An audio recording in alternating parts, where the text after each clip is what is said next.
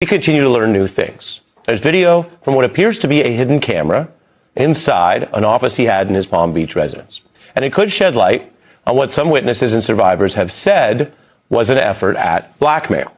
And that matters not just for telling the story or looking back on this. It matters if these cameras were used, abused, misused for potential crimes that extend out to the ongoing questions which survivors and advocates for survivors and lawyers have expressed. Was there an ongoing conspiracy that has prevented a full accountability up until this day? And these files, these videos, they are changing things around the world, including in other countries. The questions about what the DOJ has failed to do or what some allege might it have been pressured not to do. Now, some of the footage is admittedly grainy. There's about 9 minutes of it that shows at least one woman and one man at one point. We, upon this review of the DOJ material, have not been able to identify further what individuals were, why someone would want to have ongoing office video like this, or the secretive, tiny video cameras that we only learned from the files he had an aide placing in Kleenex boxes. At one point, a woman sits on the desk, a man propping his feet up. You can also see a man in the chair as a woman appears to kneel on the floor next to him. At another point, there's a man that looks towards what we believe to be a hidden camera, meaning it wasn't out for everyone to understand. Britain's Channel 4 confirms the footage is from Epstein's Palm Beach home office. So how do we know what this is and where it comes from? Epstein's Palm Beach property was raided by law enforcement in 2005, where police filmed this footage. Pause it here. You can see his office in the corner of the ground floor living area. This is the exact same office captured in the spy cam footage. So where is this spy cam in the office? Well, we believe it's here. And in the footage of the 2005 police raid, we can see that there is what looks like a wide clock positioned on a low side table facing the desk. That's the Channel 4 investigation, including their review and video forensics. Now, if this were just a random person or random government files from an old case, and you say, oh, someone has videos, or someone keeps a diary, or some people keep voluminous notes and other people don't take any notes at all, you might say, who cares, and why is this on the news? But of course, you see where I'm going. We are way past innocuous notes or videos. We are talking about a sprawling conspiracy that went years, that has many unanswered questions, and, according to a lot of experts and victims, as I mentioned, who've spoken out, a scandal that involves other people allegedly a part of this criminal ring who haven't been pursued, who haven't faced full accountability. And the question is whether the videos and the notations and the other materials have been used over time in ways potentially illicit or illegal to answer part of that question. I'm speaking slowly and carefully because we are talking about elements. If you talk to prosecutors, they talk about elements of a crime. You'd have to check off all of the elements and prove them in court to have the crime. And here, the video surveillance is suspicious, but it's only an element. Now, I'll remind you, there are Epstein victims who have said that they believed Epstein had this extensive network of hidden cameras across several homes, according to the New York Times, and that there was concern that he might be trying to deliberately compile, quote, damaging info about rich and powerful men with whom he associated. Translation, the allegation or question is, was he not only a sex trafficker and a kind of a pimp for the adults, a sex trafficker and criminal for the minors, but was he also a blackmailer? There's a member of Donald Trump's cabinet who still says that and hasn't faced any sanction for lying about going to the island, a story we're also following. Now, there's footage that matches the police raid of the Palm Beach home in 2005, where they noted a camera hidden inside a clock in Epstein's office. They found another near his garage. We also have photographs that emerge of the surveillance system, the Times publishing the image of a camera perched near a suite of bathrooms. Other photos revealing an apparent monitoring station, which was labeled, we don't know if it was accurate, but they labeled it 24-hour surveillance.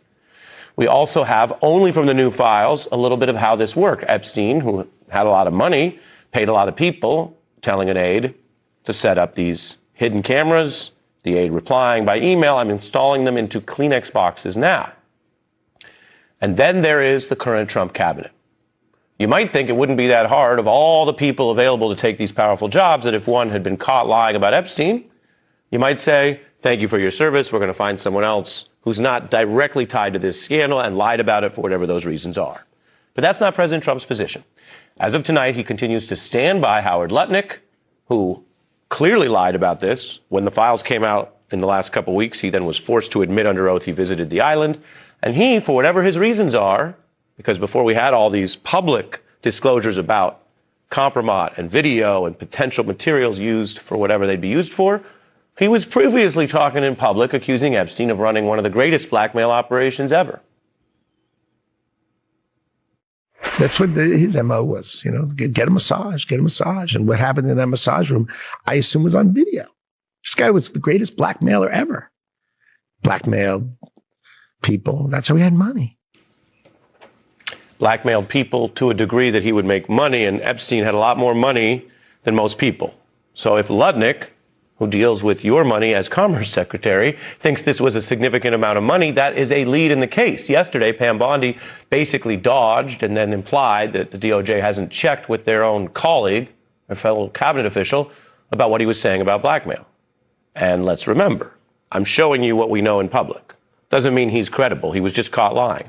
Maybe he was lying and exaggerating about the blackmail video for whatever his reasons were. But if you care about this, you'd want to get to the bottom of that. There are people who care about this. There are people who've been harmed by this. And then there's the Trump administration acting the way it is. This video is the latest revelation emerging from what has been a voluminous, chock full of information series of evidence in the new Epstein files.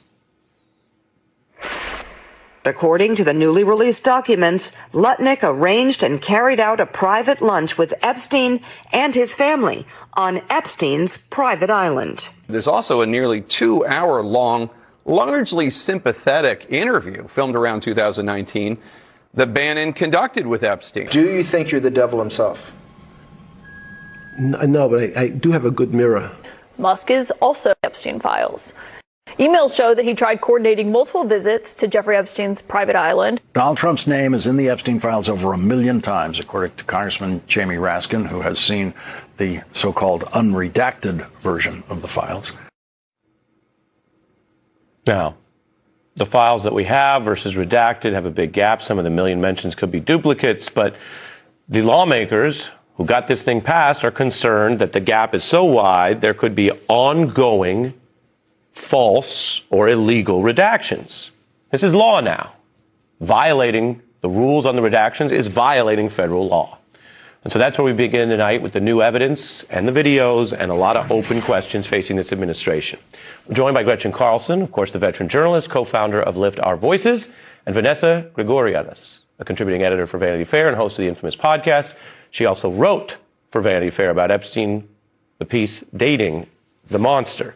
Welcome to both of you. Vanessa, as I mentioned, this is a story that's pulled in interest for all sorts of reasons, but there have been people and journalists and advocates interested for a long time for the substance. With that in mind, what do you feel we are learning from following this for so long from this giant cache of documents, and do the redactions concern you? The redactions are definitely concerning. I mean, in the case of Les Wexner, for years, people have tried to put together what was the relationship between these two men, and what about the fact that Les Wexner owned Victoria's Secret and Epstein was going around saying that he was somehow an agent of Victoria's Secret. We see that in the emails, a woman saying, aren't you going to make me this kind of introduction to somebody who casts for Victoria's Secret? So I think, upcoming, we're going to hear a lot more about that. In terms of the videos, we have known for years that he had some sort of surveillance system. I'm not quite as convinced by what we've seen in The Office so far. I'd like to see, okay, is there something in more private quarters, or was he indeed trying to, catch somebody that was doing something in his office, or was there true surveillance that he was, worried about thieves, which I know sounds sort of preposterous, but people do put cameras in more public spots. I think we know at this point that there was a vast network of men that he was recommending women to, and they are overage as far as we know right now. But the heart of the matter is, were they also underage? And that is the thing we have to answer. Well, and the point you're making, again, depending on where you are jurisdictionally, what the crimes are, you're referring to the evidence that Epstein may have had one set of sex crimes going for him or a very small group of people involving minors, and then other activities, which legally might have been legal in some places and still illegal in other places. Prostitution of adults is illegal in a lot of places. And that, what you're saying, was a wider network? Absolutely. I mean, I think what happened in the mid-2000s in Palm Beach unquestionably involved many minor children. To date, we don't have evidence that he didn't act on his own and, with Maxwell, right, in that arena. But once he was released from jail, came back to New York City, many men seem to have been fine with associating with this convicted sex offender. And even beyond that, getting involved with him on a level of getting women recommended to them by him to have romantic or sexual interludes with, and then going back to him and saying, oh my God, did she like me? The most accomplished men in the world were doing this. And the women, we can see from the emails, were only interested in a transactional fashion. Can this person, can Steve Tisch, can he do something for me, please? And, it was so heartbreaking for me to see in one of the emails that one of the women said, I don't want to get associated with this man because he'll just take my youth and give me nothing in return. And that was the transaction that was being made. Yeah. Gretchen, your thoughts tonight?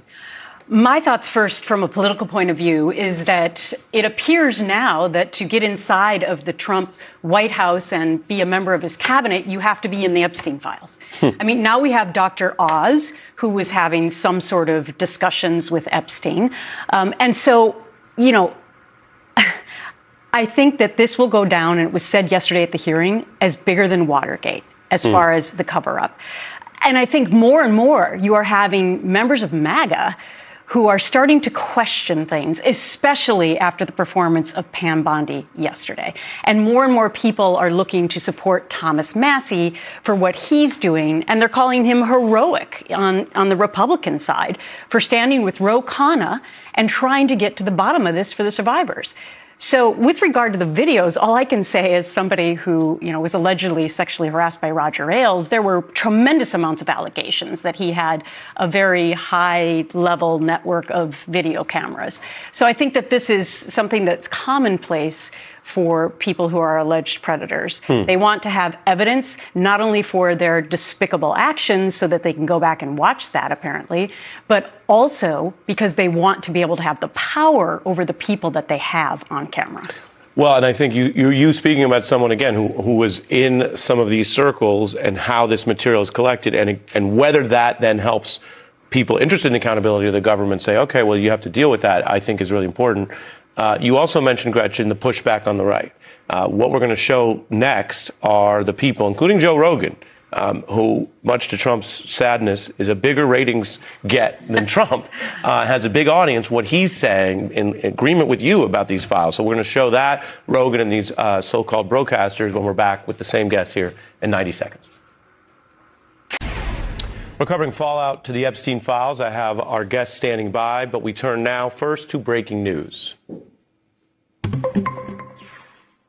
We have this update from the FBI crossing the wire right now in the case of Nancy Guthrie. The FBI posting they are increasing the reward to $100,000 for information leading to her location and the arrest or conviction of anyone involved in the disappearance.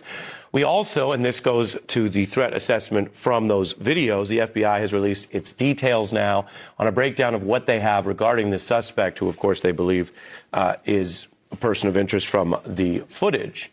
The photo they have posted now states that they believe this suspect is male, approximately 5'9" to 5'10" tall, with an average build. In the video, the individual is wearing a black 25-liter Ozark Trail Hiker backpack. The FBI The FBI confident that this is the backpack. These are the kind of individual pieces of information or leads that they hope someone might be able to connect to the recent history or the outstanding investigation. And we have Alex Tabbitt in Tucson, Arizona. Tell us what you are learning as we get this update from the FBI. Well, Ari, it's a lot of what you just said, the backpack, the increase of this reward. Remember, the reward started off at a couple $1,000s, then $50,000, now $100,000. With regard to this backpack, it is sold in many places, including Walmart. It retails for about $11 at Walmart. So we can expect the FBI is combing through surveillance footage of the Walmarts throughout the Tucson area. And what's also interesting about this is how many tips the FBI has collected. They say they've collected about 13,000 tips since the day that Nancy Guthrie was first discovered as missing. And that's not even to mention the number of tips that the Pima County Sheriff's Department has also received. That's about 14,000 tips. So basically, the investigators are hoping that all of these tips, all this new identifiable information might catalyze this investigation as they try to bring home Nancy Guthrie. Ari? Yeah, and that volume of tips is very high. There's high interest. Their hope is for an increase in quality. I mean, they say they've got a 24-hour center combing through these many tips. That's absolutely right. I mean, we are just down the street from Nancy Guthrie's home, and we're seeing investigators come to the home today. They set up a white tent to collect more evidence from that front porch where this doorbell video, these 3 new videos, these 6 pictures that the FBI released earlier this week to collect evidence. We're also seeing members of both the FBI, the Pima County Sheriff's Office, and Border Patrol combing through this neighborhood, the Catalina Foothills, which is an affluent neighborhood here in the northeast of Tucson. The properties here are quite large, but in between each property, there's something called like washes, which is like a canal, which helps provide flooding here in Arizona. And it provides a lot of space for a potential kidnapper, a potential suspect to hide in between these homes. So we saw a very, very thorough combing of those washes, of those areas in between property just yesterday. We also heard from the Pima County Sheriff's Department earlier today, and they did confirm that they did find gloves that they're currently sending to a lab for DNA analysis. So it does seem that ever since these new images were released by the FBI earlier this week, this investigation is starting to heat up. Ari? Thank you. And we, of course, will stay very much in touch with everything we're hearing from law enforcement. Appreciate it. Turning back to our ongoing coverage, we intervened for that at Breaking News on the Epstein story. Gretchen Carlson had mentioned the blowback on the right. Let's take a look.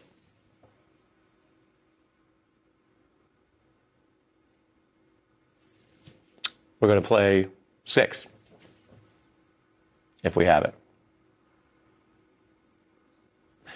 I'll read it. Okay. I'm not hearing anything, so sometimes, that happens. But you can be Joe Rogan. Joe Rogan says the FBI concluded that Epstein wasn't running a sex trafficking ring for powerful men, he says sarcastically. And then he says, this is gaslighting, blank, expletive. And that sort of frustration that you're seeing on the right. And he is someone who has a huge influence there. Yeah, look, I think that the photo yesterday of Pam Bondi not recognizing the Epstein survivors who were in that hearing, that is going to go down as the death knell for her. And now we're seeing it also from people on the right who've been very supportive of Trump, who I think that hearing really was the tipping point. I mean, she thought she was going in there and that she was going to be able to blow away, all the people who were asking questions with bad information about them or whatever her plan was. But her audience was simply Trump. The problem is that what ended up happening, I think, was that she got a whole group of people who maybe were not thinking poorly of her, now thinking poorly of her, and really starting to question whether or not this administration is telling the truth. Here's that sound. I ain't cutting Trump any slack.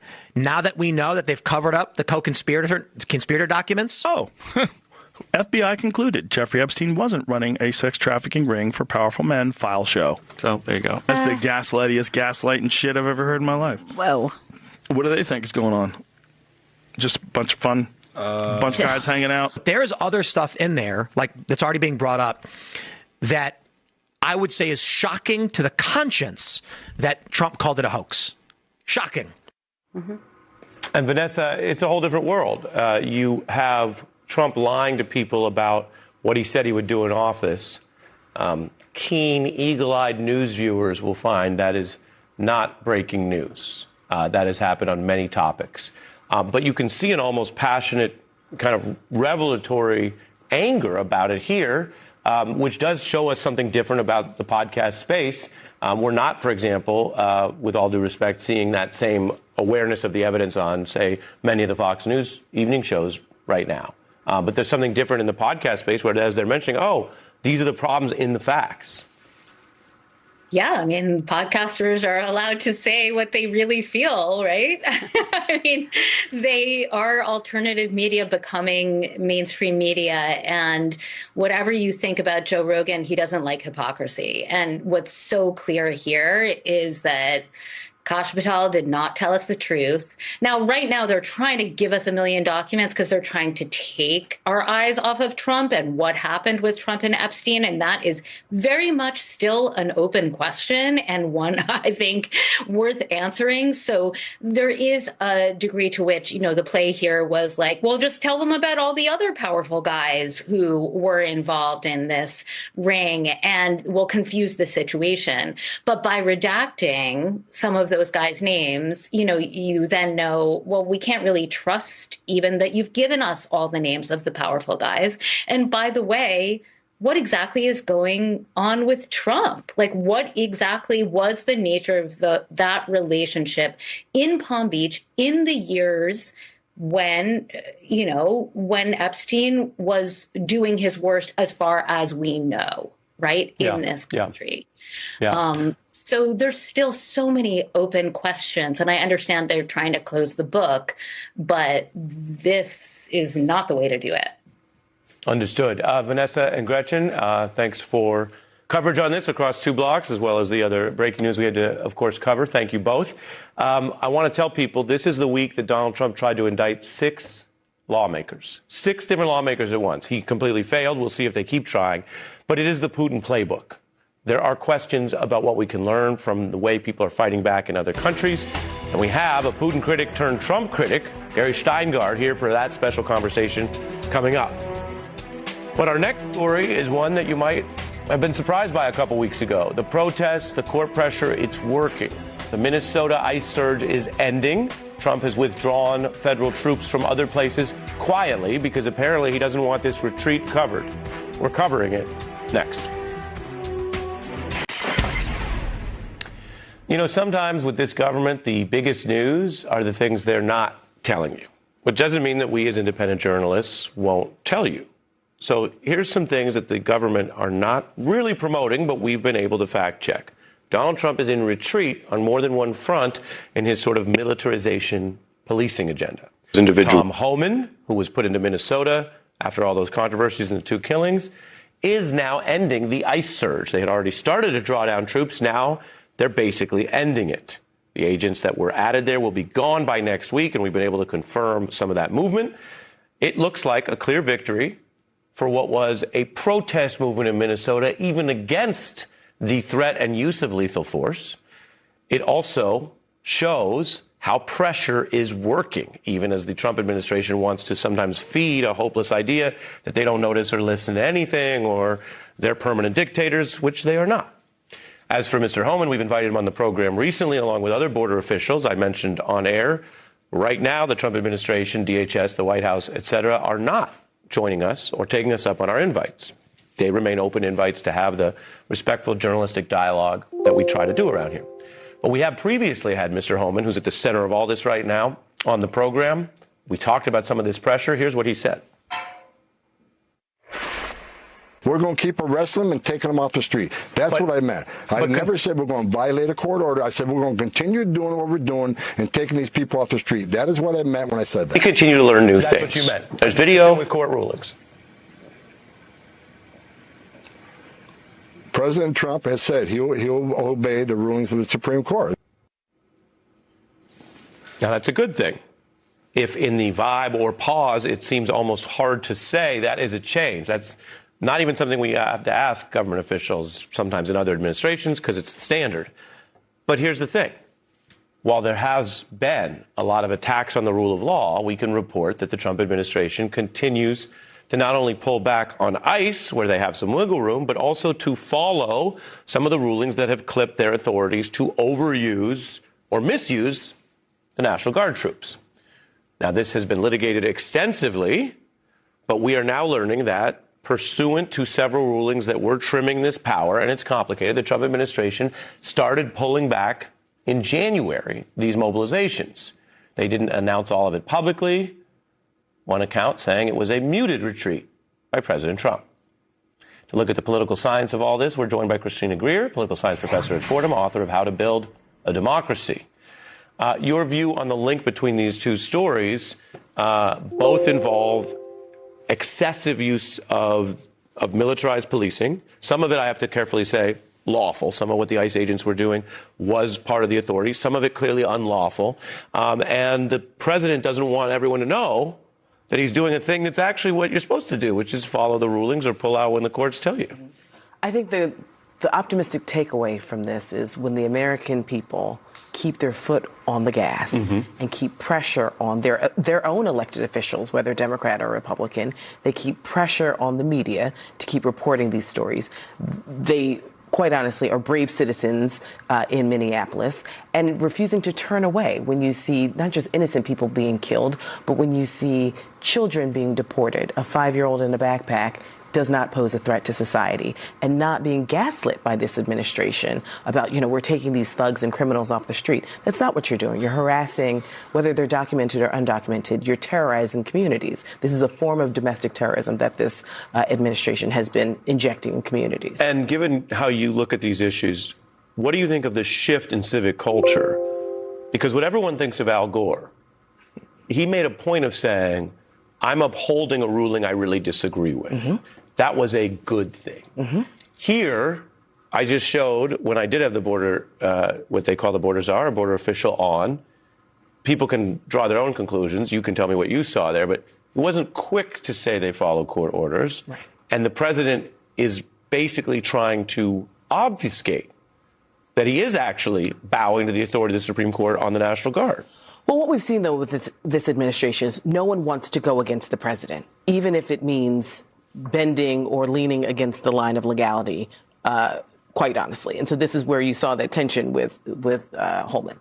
I think what's fascinating, though, is that we've never, especially those of us who studied the civil rights movement, we've never gotten any progress without insider and outsider tactics. So when I talk about how to build a democracy, I talk about Fannie Lou Hamer and Barbara Jordan. Both of them understood that sometimes we have to work within the confines of the United States Constitution and the legislative branches and our state houses and put pressure on our governors and our mayors to uphold the rule of law, and especially the court systems, and not just the Supreme Court, but the lower courts as well, and also protest politics that we've seen in Minneapolis and also in Los Angeles and cities across the country, to make sure that we've seen this president retreat before. And he doesn't like to make grandiose pronouncements like he does with everything else when he's, quote unquote, winning. But he has retreated, and he follows optics, and he recognizes these optics aren't great for him, not now or in November. Right, which speaks to people keeping their eye on the ball and not just falling into the trap of, as you say, the PR that they're pushing. I want to show this polling of young men. You teach young people, and, bros are people too. And a lot of attacks on the young so-called bros. But the bros don't even like Trump anymore. What do you think of that huge gap, disapproval among young men alone? Well, I think young people are seeing what's happening to this country. And so even the bros, and I have lots of bros who have been in my classes over the years, they recognize the tariffs aren't working. They have questions about whether or not Social Security will be there when they're of age. They recognize that, where are the jobs? And a myriad of jobs at varying levels.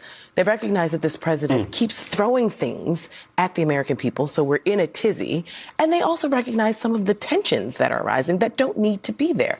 I think a lot of young people are just sort of like, you were thrusting us into a chaotic world that actually based on this president, this administration, doesn't need to be as chaotic as it is. Exactly. And that, domestically and abroad. And that even bros may look at this year now. We've had an actual record of lived experience. It's easy to forget. And if you're young, people forget. You're 22, you were 18 4 years ago, you might not have been top of mind politics.